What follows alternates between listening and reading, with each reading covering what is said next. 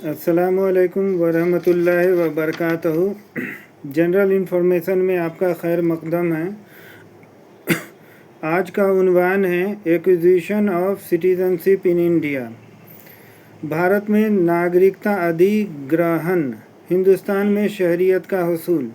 यानी भारत में किस तरह से नागरिकता दी जाती है। भारत में 5 तरह से नागरिकता दी जाती है: by birth, bye decent, acquisition of citizenship, by registration है यानी रजिस्ट्रेशन के ज़रिए, और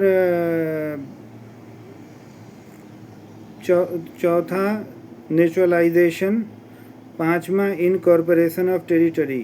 फिर से मैं रिपीट कर देता हूँ: पहला बाय बर्थ, दूसरा बाय डिसेंट, तीसरा रजिस्ट्रेशन प्रोसेस, चौथा नेचुरलाइजेशन प्रोसेस, पांचवा incorporation of territory, bye incorporation of territory. इन्हीं 5 प्रकार से नागरिकता दी जाती है।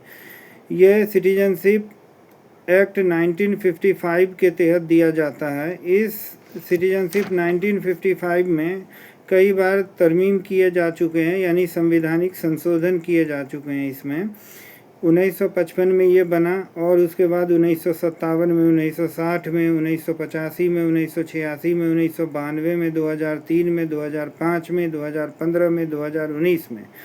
इस तरह से इसमें कई बार संशोधन किए गए हैं। अब ये जो हम अभी बताने जा रहे हैं, 2003 और 2019 का मिला जुला क्या अखज़ किया गया, उसको मैं संक्षेप में बताने जा रहा हूँ, मुख्तसर में। अब बाय बर्थ में जो सिटीजनशिप होता है, उसमें प्रूफ देना पड़ता है कि मेरा डेट ऑफ बर्थ क्या है और मैं कहाँ पैदा हुआ। ये 2 प्रूफ देना भारत के हिस्से में। उसमें जो 30 जून 1987 या उससे पहले जो भी पैदा हुए हैं, उनको अपना यही प्रूफ बताना पड़ेगा कि हम भारत के किस हिस्से में पैदा हुए हैं और हमारा डेट ऑफ बर्थ 30 जून 1987 तक या उससे पहले तक है। लेकिन जो 1 जुलाई 1987 से लेकर के 2 दिसंबर 2004 के बीच पैदा हुए हैं, उनको अपना पैदाइशी तारीख का प्रूफ और कहाँ पैदा हुए, प्लेस ऑफ बर्थ का प्रूफ बताना होगा। साथ साथ उनके माँ या बाप दोनों में से किसी एक का प्रूफ बताना होगा कि हमारे बाप ये इस डेट को पैदा हुए, डेट ऑफ बर्थ ये है और यहाँ पैदा हुए। तो भारत का नागरिक बाय बर्थ उनको स्वीकार कर लिया जाएगा, एक्सेप्ट कर लिया जाएगा। तीसरा जो है, जो 3 दिसंबर 2004 से लेकर अब तक पैदा हो रहे हैं, उसमें माँ या बाप भारत का नागरिक होना चाहिए। ये भारत के नागरिक होने का मतलब यहाँ हम बोल रहे हैं दस्तावेज होना चाहिए उस तरीके का। अगर माँ या बाप कोई एक भारत का नागरिक है और माँ या बाप उसमें, अगर बाप भारत का नागरिक है, माँ अगर विदेशी है, तो वो इलीगल इमिग्रेंट नहीं होना चाहिए। यानी वीज़ा पासपोर्ट पर वो भारत में दाखिल हुई हो और भारत में वीज़ा पासपोर्ट पर वैध तरीके से रह रही हो, तो वैसे बच्चों को भी नागरिकता प्रदान की जाती है। तो इसमें तो 3 स्टेजेस हो गया। बाय डिसेंट जो होता है, जो माँ बाप, इंडियन माँ बाप जो है वो विदेशों में काम कर रहे हैं, उन लोगों के लिए ये किया गया है कि बच्चे का जो पैदा होंगे वहाँ जो बच्चे पैदा होंगे जो बाहर कंट्री में, माँ बाप इंडियन है तो इंडियन उनको स्वीकार कर लिया जाएगा। इसमें भी 3 स्टेज बताया गया है। एक 26 जनवरी 1950 से लेकर के 10 दिसंबर 1992 तक जो भी बच्चे विदेशों में पैदा हुए हैं, उनको बिना रजिस्ट्रेशन के भारतीय नागरिक स्वीकार कर लिया जाएगा, बशर्ते माँ या बाप दोनों में से कोई एक इंडियन पासपोर्ट होल्डर हो। अगर बाप इंडियन पासपोर्ट होल्डर हो, माँ भी का शादी हुआ हो तो वो वैध तरीके से हुआ हो, लीगल मैरिज सर्टिफिकेट हो और साथ में उनका वैलिड पासपोर्ट और वीज़ा हो। दूसरा स्टेज जो आता है वो 10 दिसंबर 1992 से लेकर के जो बच्चे 2 दिसंबर 2004 के बीच जो पैदा हुए हैं विदेश में, उनको माँ या बाप दोनों में से कोई एक इंडियन सिटीजनशिप रहना चाहिए और माँ लीगल तरीके से उस कंट्री में रह रही है, उनके पास लीगल पासपोर्ट और वैलिड वीज़ा हो और साथ ही साथ बच्चों को 1 साल के अंदर में इंडियन एम्बेसी में रजिस्ट्रेशन कराना होगा, तो वो भारत के नागरिक तस्लीम कर लिए जाएंगे। लेकिन 3 दिसंबर 2004 से लेकर के जो भी अब तक जो भी विदेश में बच्चे पैदा हो रहे हैं, उनमें माँ और बाप दोनों इंडियन पासपोर्ट होल्डर होना चाहिए और वो वैलिड तरीके से वीज़ा के आधार पर उस देश में रह रहे हैं। तो उनका हवाला देते हुए और जो हॉस्पिटल का बच्चे के पैदाइश का प्रूफ होगा उसको साक्ष्य के तौर पर देने पर इंडियन एम्बेसी में वहाँ रजिस्ट्रेशन कराना होगा, तो वो भारत के नागरिक तस्लीम कर लिए जाएंगे। तो इसमें भी 3 स्टेजेस है बाय डिसेंट में। अब बाई रजिस्ट्रेशन उन लोगों पर लागू होता है जो भारतीय मूल के लोग हों लेकिन विदेशों में वो नागरिकता ले लिए हों। अब विदेशों में जो नागरिकता ले लिए हों तो इसमें जो हमारा शत्रु देश है उसको छोड़ करके बाकी देशों में वो नागरिकता अगर ले लिए हों, अब भारत की वो नागरिकता चाहते हैं तो वो रजिस्ट्रेशन प्रोसेस के तहत उनको नागरिकता प्रदान की जाएगी। अगर कोई व्यक्ति इंडिया से चला गया पाकिस्तान, अफ़गानिस्तान, बांग्लादेश, नेपाल, चाइना, ईरान, भूटान, श्रीलंका, ये 8 देश है, तो उसको रजिस्ट्रेशन के प्रोसेस से उसको नहीं मिलेगा। ये देश को छोड़ करके बाकी देश को के लोग जो भारतीय मूल के हैं उनको नागरिकता लेने के लिए रजिस्ट्रेशन प्रोसेस से उनको गुजरना पड़ेगा, तब उनको नागरिकता मिलेगी। अच्छा हाँ, इससे पहले एक बात छूट गई थी, बर्थ सर्टिफिकेट जो पहला था, डिप्लोमेट्स के बच्चे भी इंडिया में पैदा होते हैं, वो इंडियन सिटीजनशिप नहीं कहलाएंगे। जैसे दिल्ली में जो है बाहर कंट्री का एम्बेसी है, यूरोप का एम्बेसी है, अमेरिका का है, कनाडा, फिनलैंड, जो भी व्हाट्सएवर कंट्रीज़, तो उसमें जो ऑफिसर्स काम करते हैं, जो एम्बेसडर होते हैं, उनके वो फैमिली के साथ रह रहे हैं, उनका बच्चा अगर इंडिया में पैदा हुआ तो वो इंडियन सिटीजनशिप नहीं कंसीडर होगा। तो ये बात छूट गई थी बर्थ जो मैंने जोड़ दिया। अब बाई डिसेंट में तो मैंने बता ही दिया कि 3 स्टेजेस है। अब बाई रजिस्ट्रेशन में जो मैंने 8 कंट्री का नाम लिया, पाकिस्तान, अफ़गानिस्तान, बांग्लादेश, नेपाल, चाइना, ईरान, भूटान, श्रीलंका, ये 8 देशों में अगर जो लोग चले गए हैं, नागरिकता ले लिए हैं, भारत की नागरिकता रजिस्ट्रेशन प्रोसेस से उनको नहीं मिलेगी।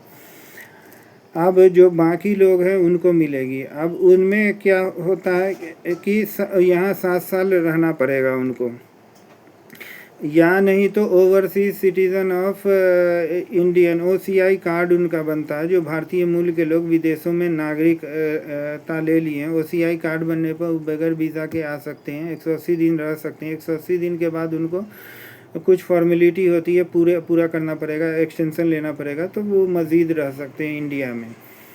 अगर 5 साल किसी व्यक्ति का OCI कार्ड बन गया है, अब वो इंडिया में अगर 1 साल से रह रहा है तो सिटीजनशिप के लिए वो अप्लाई कर सकता है, उसको 7 साल वेट नहीं करना पड़ेगा। तो इस तरह से दी जाती है। अब इसमें जो सवाल आता है कि ये जो नेचुरलाइजेशन में तो जो विदेशी मूल के लोग होते हैं, जो भारतीय मूल के नहीं हैं, वो उन लोगों का 15 साल का रिकॉर्ड देखा जाता है कि कोई क्रिमिनल रिकॉर्ड ना हो, और उसमें schedule 8 of the Indian constitution यानी भारतीय संविधान के 8वीं अनुसूची में जो भी भाषाएं दर्ज है उसमें से किसी एक भाषा पर अच्छी पकड़ होनी चाहिए, चाहे वो हिंदी हो, मलयालम हो, तेलुगु हो, तमिल हो, जो भी भारतीय भाषाएँ हैं। अगर हिंदी आती है तो और अच्छी बात है, उर्दू आती है तो और अच्छी बात है। जो भी है संविधान के एक भाषा जाना चाहिए, गुड कैरेक्टर का होना चाहिए, क्रिमिनल बैकग्राउंड नहीं होना चाहिए। वैसे लोगों को नेचुरलाइजेशन प्रोसेस के तहत भारत में नागरिकता दी जाती है। अब जो यहाँ सिंगल सिटीजनशिप कॉन्सेप्ट है, एकल नागरिकता का पहलू है। अगर यहाँ की नागरिकता लेगा कोई भी तो विदेश की नागरिकता छोड़ देगा, डुअल सिटीजनशिप यहाँ नहीं है। अगर सरकार चाहेगी तो 7 साल से 12 साल तक इंतज़ार करने के बाद भी नहीं दे सकती है, अगर चाहेगी तो उससे कम समय में भी दे सकती है। इंडियन गवर्नमेंट के ऊपर डिपेंड करता है। अब जो ये तो चौथा बात हो गई सिटीजनशिप बाय नेचुरलाइजेशन। अब पांचवी बात में सिटीजनशिप बाय इनकॉर्पोरेशन टेरिटरी। जैसे कि अभी 10,000 एकड़ ज़मीन बांग्लादेश में चली गई और जो 10,000 एकड़ ज़मीन इंडिया के अधिग्रहण में था तो वो इंडियन सिटीजनशिप कहला रहे थे। अब वो 10,000 एकड़ ज़मीन जो बांग्लादेश में चली गई तो वो सारे सिटीजन बांग्लादेश के हो गए। वो इस तरह से हो गए सिटीजनशिप बाय इनकॉर्पोरेशन टेरिटरी के ज़रिए, चूँकि इलाका वो चला गया। 5,000 एकड़ ज़मीन बांग्लादेश की इंडिया में आ गई। अब जो बांग्लादेशी का हिस्सा इंडिया में आ गया तो वो लोग तो खुश हो गए कि भाई इंडिया के हम सिटीजनशिप हो गए, इंडियन सिटीजनशिप उसको मिल गया। उसी तरह से आज़ादी के बाद जो गोवा को बाद में मिलाया गया था तो गोवा में भी कहा गया था कि आप पुर्तगाल के साथ चले जाना चाहते हैं तो जा सकते हैं, इंडिया में हैं तो आप रुक सकते हैं। तो जो लोग इंडिया में रुके वो लोग भी सिटीजनशिप बाय इनकॉर्पोरेशन टेरिटरी के तहत इंडियन सिटीजनशिप हो गए। तो ये 5 प्रकार से इंडिया में सिटीजनशिप दिया जाता। अब जो 2003 और 2019 का जो मिला जुला अभी सिटीजनशिप अमेंडमेंट एक्ट बना तो इसमें जो बताया गया कि जो इलीगल तरीके से जो हिंदू अफ़गानिस्तान, बांग्लादेश और पाकिस्तान, ये 3 देश है, 3 देश का जो भी कट ऑफ डेट जो भी गृह मंत्रालय ने जारी किया है दिसंबर 2004 या उससे पहले, कोई 7 साल से रह रहा है, कोई 12 साल से रह रहा है, कोई हिंदू है, सिख है, बुद्धिस्ट है, जैन है, पारसी है, क्रिश्चियन है, हिंदू यानी सनातनी। तो ये धर्मों के लोग अगर आ गए, इलीगल इमिग्रेंट भी है, पासपोर्ट वीज़ा नहीं है तो पर भी ये लीगल इमिग्रेंट कहलाएंगे। किसी भी देश में हम यहाँ पर ये कहना चाहेंगे कि किसी भी देश में नागरिकता दी जाती है उसके स्किल्स के आधार पर, उसके कैरेक्टर के आधार पर, क्योंकि वो क्रिमिनल बैकग्राउंड का नहीं है और हमारे देश में कितना रेवेन्यू जनरेट कर रहा है, कितना स्किल्स है, उसको देखते हुए दिया जाता है। लेकिन भारत में एक ऐसी विडंबना है, पिछड़ेपन का एक ऐसा भी कारण है कि ये धर्म के आधार पर यहाँ राजनीति होता है, धर्म के आधार पर एक दूसरे से भेदभाव किया जाता है, जिसके बुनियाद पर इंडिया का डेवलपमेंट रेसिस्ट हो रहा है और इस बुनियाद पर इनको नागरिकता दी जा रही है। इंडिया में जो इतनी बड़ी जनसंख्या है, ये लोग अपने लोगों को मैनेज नहीं कर पा रहे हैं तो बाहर के लोगों को ला करके क्या मैनेज कर पाएंगे। बिना स्किल्स के आधार पर ये लोग जो है ना, मतलब मुस्लिम को छोड़ करके बाकी सबको जो है ना नागरिकता दे रहे हैं। तो वहाँ जो है फ़िरका परस्ती है, पाकिस्तान में हो गया या बांग्लादेश में हो गया, तो ये वहाँ कादियानी हैं और वहाँ बोहरा ग्रुप है, वहाँ शिया ग्रुप है, इसको प्रायोरिटी नहीं दिया जाता। कादियानी को तो नमाज़ पढ़ने की भी खुले में इजाज़त नहीं है, तो वो भी प्रताड़ित हो रहा है ना, धर्म और ये फ़िरका के सेक्स के आधार पर उनमें भेदभाव हो रहा है, तो उसको शामिल नहीं किया गया है। तो इस तरह से हम लोग जो भी इंटेलेक्चुअल लोग हैं, अगर इस तरह से धर्म के आधार पर नागरिकता दिया गया है तो ये संविधान कहता है कि ये सेकुलर स्टेट है, तो न्याय जुडिशियल रिव्यू के तहत इसका पुनर्विलोकन होना चाहिए, रिव्यू होना चाहिए इसका, और इसकी पुनरावृत्ति भी होना चाहिए कि ताकि ये जो कानून बना किस तरह से बना, इसको फिर से पार्लियामेंट में रेस करना चाहिए और इसको भी सुप्रीम कोर्ट में चैलेंज करना चाहिए कि ये जो इस तरह का कानून बनाया गया बिल्कुल सरासर गलत है और ये किसी भी तरीके से न्याय संगत नहीं है, काबिल कबूल नहीं है, एक्सेप्टेबल नहीं है। इनको स्किल्स के आधार पर, कैरेक्टर के आधार पर नागरिकता देनी चाहिए। ये लोग जो बाहर के लोगों को बसा ले रहे हैं हिंदू के नाम पर, और ये फिर कहाँ से उसका भरण पोषण करेंगे, अपने देश के लोगों पर तो हो नहीं पा रहा है और ये फिर बाहर के लोगों को बसा रहे हैं। लगता है कि इन्होंने धर्मशाला बना रखा है।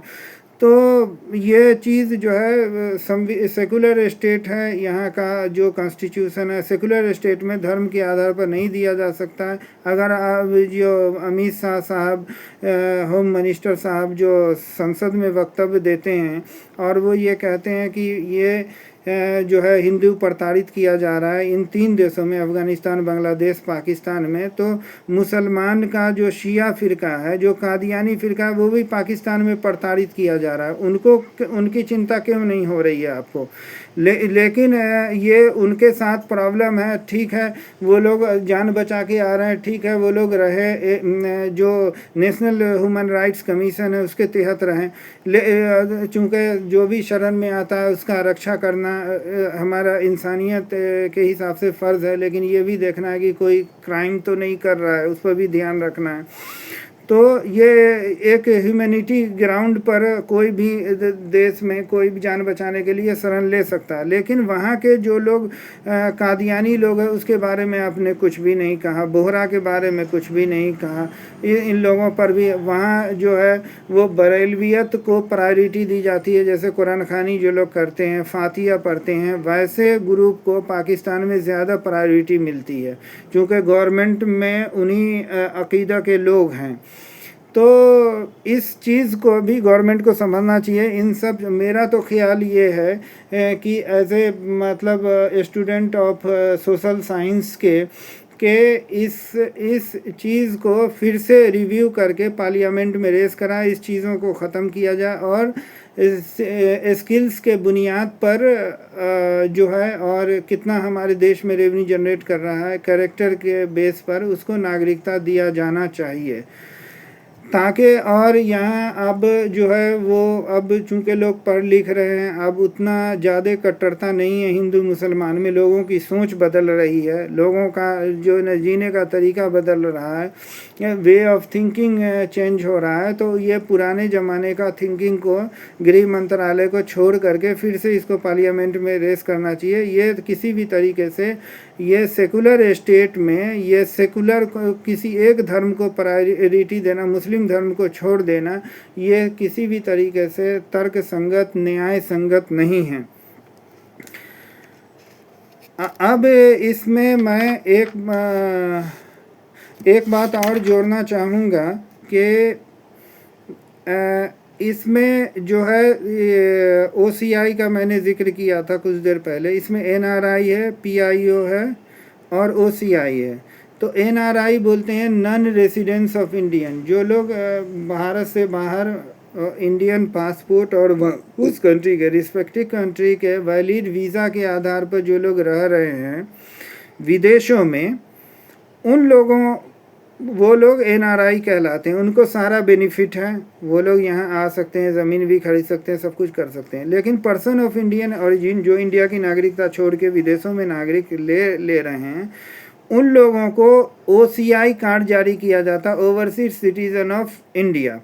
तो वो लोग भारत में रह सकते हैं 180 दिनों तक बिना रोक टोक के, बिना वीज़े के आ सकते हैं OCI पर, यहाँ कारोबार भी कर सकते हैं, बैंक अकाउंट खोल सकते हैं, लेकिन एग्रीकल्चर लैंड नहीं खरीद सकते हैं, वोटिंग राइट उनको नहीं होता है, कोई सरकारी नौकरी नहीं कर सकते हैं, कॉन्स्टिट्यूशनल पोस्ट पर कोई उनको पदस्थापित नहीं किया जा सकता है। तो NRI PIO यानी नॉन रेसिडेंस इंडियन और पर्सन ऑफ इंडियन ओरिजिन और ओवरसीज सिटीज़न ऑफ इंडिया, इसमें तीनों में बुनियादी फ़र्क ये है। तो आपको ये तो नागरिकता हासिल करने के लिए क्या प्रोसेस है, कितने टाइप से दिया जाता है, उसके बारे में मैंने संक्षेप में बताया। अगर आपका कोई सवाल हो तो हमें ईमेल कर सकते हैं mdnazrulhuda@hotmail.com, और जो भी है आप कमेंट भी लिख सकते हैं, उसका जवाब जो है ना मैं आपको दूंगा। और कोई डाउट रह गया, अब नागरिकता को छीना कैसे जाता है वो हम अगले वीडियो में आपको बताएंगे। नागरिकता, लॉस ऑफ सिटीजनशिप, आज तो हमने बताया acquisition of citizenship in India या हिंदुस्तान में शहरियत का हसूल, भारत में नागरिकता अधिग्रहण। आपको हमारी वीडियो अगर अच्छी लगी हो तो चैनल को सब्सक्राइब कीजिए, लाइक कीजिए, बेल आइकन को प्रेस कीजिए, ताकि कोई भी अपडेट आपको आसानी से मिलता रहे। बस आज के लिए इतना ही। शुक्रिया, धन्यवाद, जय हिंद।